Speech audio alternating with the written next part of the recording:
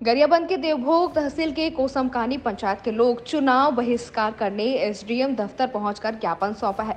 इसकी वजह है पंचायत मुख्यालय के लोग की लंबे समय से मांग के बाद भी मतदान केंद्र नहीं खुला। इस पंचायत के लगभग 600 मतदाताओं को अलग अलग पंचायतों के मतदान केंद्र में मतदान के लिए जाना पड़ता है।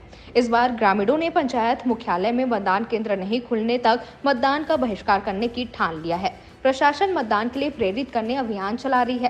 प्रक्रिया से बंधी प्रशासन अब तक केंद्र की मांग को पूरी नहीं कर सकती है, क्योंकि निर्वाचन प्रक्रियाएं काफी आगे बढ़ गई है।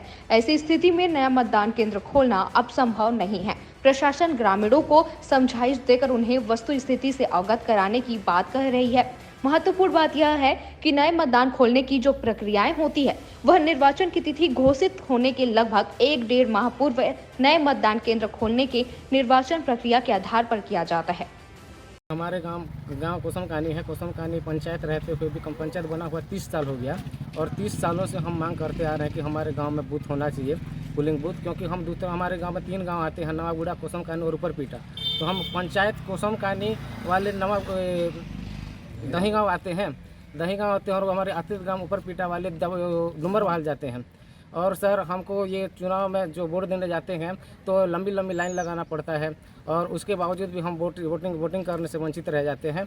और इसी मांग को लेकर हमने पहले ये तहसीलदार, एसडीएम, कलेक्टर और मंत्री जी तक भी हम आवेदन प्रस्तुत किए हैं, फिर भी हमारा कोई सुनाई नहीं दे रहा है।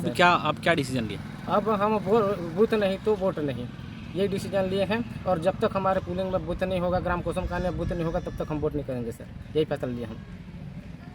देखिए, आज जानकारी प्राप्त हुई है कुसुमकानी के ग्रामीणों ने जो नए मतदान केंद्र की मांग को लेकर ज्ञापन सौंपा है स्थानीय एसडीएम को।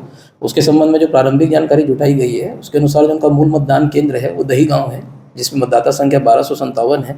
और इसके अतिरिक्त वो मूल बसाहट जो है कुसुमकानी की, उससे 2 किलोमीटर की दूरी पर है।